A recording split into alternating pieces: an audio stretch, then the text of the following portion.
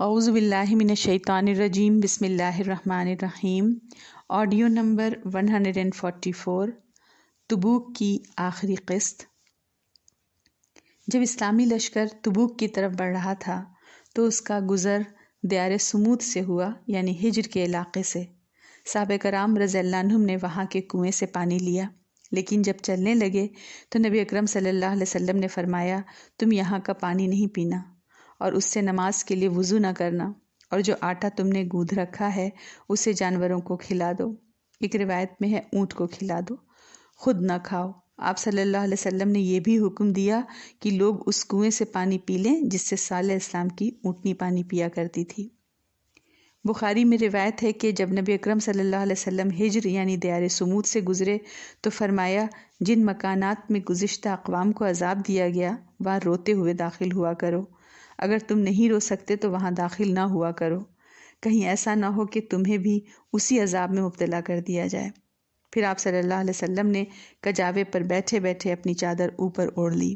بخاری اور مسلم دونوں کی روایت میں ہے کہ جب نبی اکرم صلی اللہ علیہ وسلم دیار سمود سے گزرے تو فرمایا، ان ظالموں کی جائے سکونت میں داخل نہ ہونا کہ کہیں تم پر بھی وہی مصیبت نہ آ پڑے جو ان پر آئی تھی، ہاں مگر روتے ہوئے۔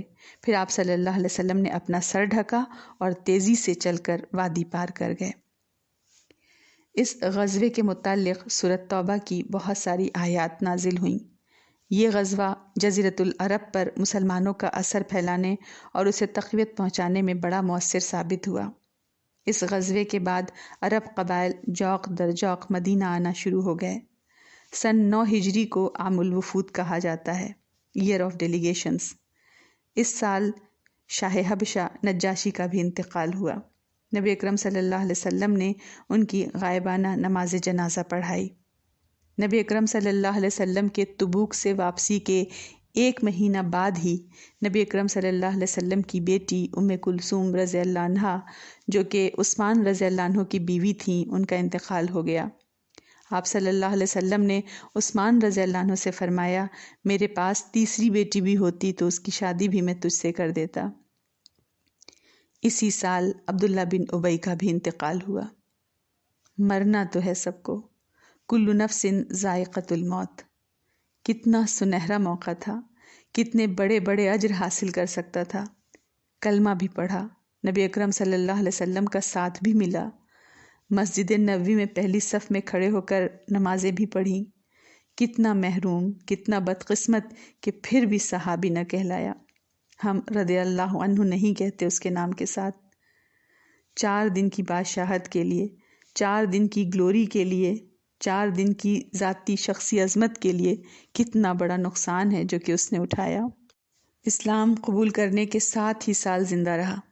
اگر بادشاہ بن بھی جاتا تب بھی صرف 7 سال کی بادشاہت ہوتی۔ موت تو اس کی 9 ہجری کی ہی لکھی تھی۔ دنیا تو پھر بھی ختم ہو گئی، پھر بھی نہ ملی اس کو، پھر بھی گئی ہاتھ سے۔ خود تو چلا گیا نا، ایمان نہ لایا، خالی اسلام کا دعویٰ کیا۔ نبی اکرم صلی اللہ علیہ وسلم کو اذیت پہنچانے اور تنگ کرنے کا کوئی موقع اس نے ہاتھ سے جانے نہ دیا۔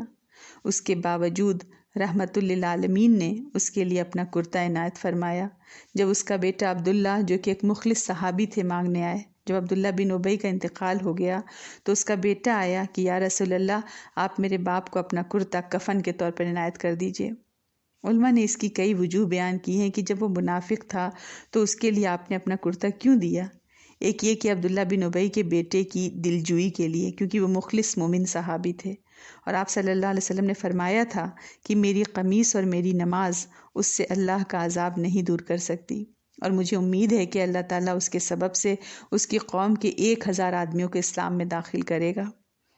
کچھ لوگوں کا خیال ہے کہ نبی اکرم صلی اللہ علیہ وسلم نے اس کا احسان اتارا تھا۔ جب عباس رضی اللہ عنہ جنگ بدر میں قیدی بن کر آئے تھے، آپ صلی اللہ علیہ وسلم کے چچا یہ طویل قامت انسان تھے، کسی کے کپڑے ان کو پورے نہیں آ رہے تھے، تو اس موقع پر عبداللہ بن ابی نے اپنا کرتا عباس رضی اللہ عنہ کے لیے دیا تھا۔ تو بعض لوگ یہ کہتے ہیں کہ نبی اکرم صلی اللہ علیہ وسلم نے اس کا احسان اتارنا چاہا اور اپنا کرتا اس کو دے دیا۔ نبی اکرم صلی اللہ علیہ وسلم نے اس کی نماز جنازہ بھی پڑھائی۔ بعض لوگ اس میں وہ کرتے ہیں، اختلاف بھی کرتے ہیں کہ نہیں پڑھائی، لیکن جو راجح قول نکل کر آتا ہے وہ یہی کہ آپ نے نماز جنازہ پڑھائی تھی۔ اور اس کا جواب بھی یہی ہے کہ کیوں نماز جنازہ منافق کی پڑھائی، کہ جب منافق ایمان کا اظہار کرے تو اس میں کفر کے باوجود اس پر اسلام کے احکام جاری کیے جاتے ہیں اور اس کی نماز جنازہ پھر پڑھی جاتی ہے۔ نبی اکرم صلی اللہ علیہ وسلم نے فرمایا، ہم ظاہر پر حکم لگاتے ہیں اور باطل کا معاملہ اللہ کے حوالے ہے۔ تو نبی اکرم صلی اللہ علیہ وسلم نے اس کی نماز جنازہ حصول مغفرت کے لیے نہیں پڑھائی تھی، لیکن پھر بعد میں نبی اکرم صلی اللہ علیہ وسلم کو منافقین کی نماز جنازہ پڑھانے سے روک دیا گیا۔ والسلام علیکم ورحمۃ اللہ وبرکاتہ۔